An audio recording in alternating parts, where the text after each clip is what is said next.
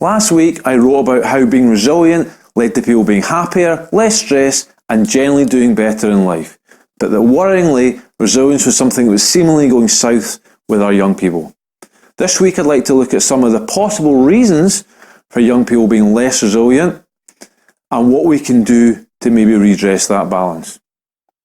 What then might be the reason or possible reasons for this reduction in resilience? Well, like many things with us as humans, it's a very complex issue and one that is likely multifaceted.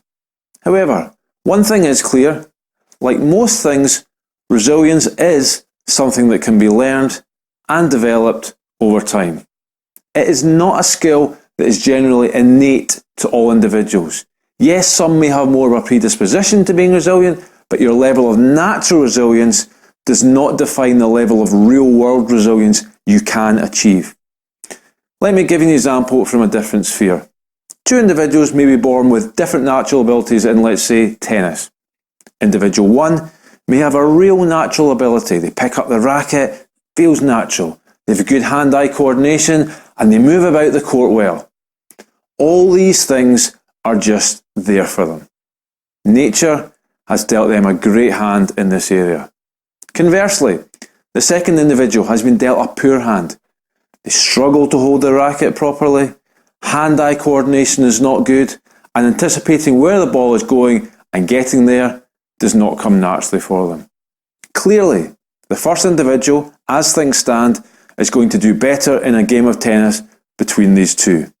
However, if individual one has no coaching and does not practice, while individual two is coached well and practices what they've learned, then it is very likely that it will not be long before individuals two's tennis abilities surpass individual one and they're able to beat the more naturally gifted individual. I hope the comparison with resilience, and in fact many things in life, is clear. Yes, we are all born with a certain level of ability in different areas, but with the right guidance and application on our part, we can improve. So if resilience can be taught and developed, and we currently have lower than historic levels of resilience, it would seem to follow that we are not teaching and developing it correctly. I would say that this is probably a fair conclusion. Resilience is something that needs to be practiced. That means starting with small failures, things that are difficult for us, things that we can't do, maybe the first time or maybe even no matter how hard we try.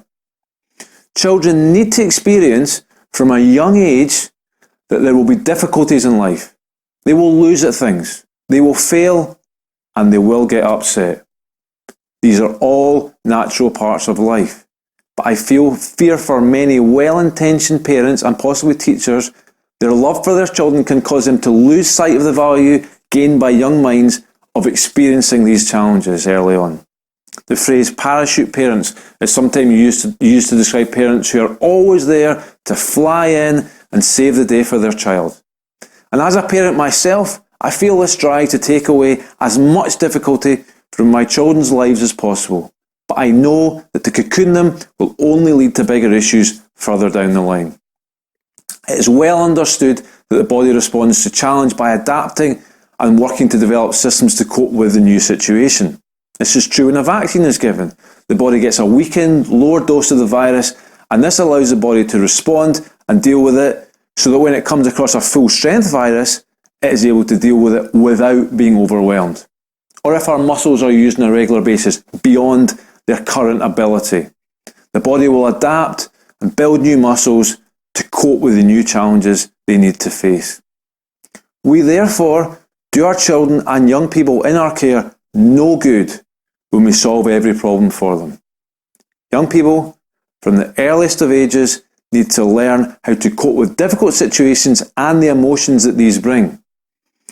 This in many ways goes against our natural instincts as parents and caring adults, but on reflection, I suspect most will see how their good intentions can lead to negative downstream consequences if they are not wise in these matters.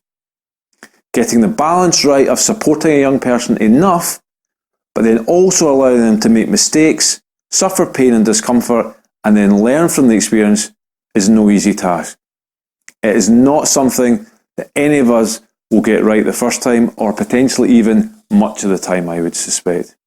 However, the key is that we have an understanding of how important it is to give our young people an appropriate age-related level of latitude to make mistakes so these vital skills can be learned.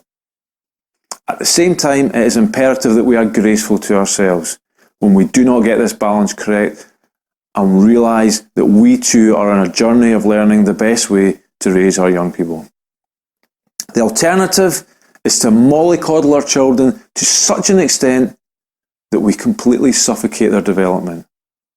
There's nothing new about this. It's been happening for centuries. You may have heard a parent or grandparent in the past talk about someone who was mummied. However, it seems that for whatever reason, maybe we are now more aware of dangers that have actually always been there, it is more commonplace. What does it lead to? Sadly, it means these individuals are ill-equipped to move into the adult world that will inevitably come their way. They have not been allowed to garner and develop some of the most fundamental skills required for navigating through life. What then results is exactly what the parent or carer was seeking to avoid. However, this time it is not the weakened form of the problem that they should have experienced and learned how to deal with as a child. No, it is a full-blown, sometimes life-changing version of the problem, and the individual has little or no skill or experience of coping. I therefore leave you with this request. Let your children fail. In fact, look for or even create appropriate situations where your children fail. Their future success and well-being is dependent to some extent on it. If you've enjoyed this video, please hit the like and subscribe buttons below, and please also click the bell icon so you're notified whenever I post a new video. Thanks very much.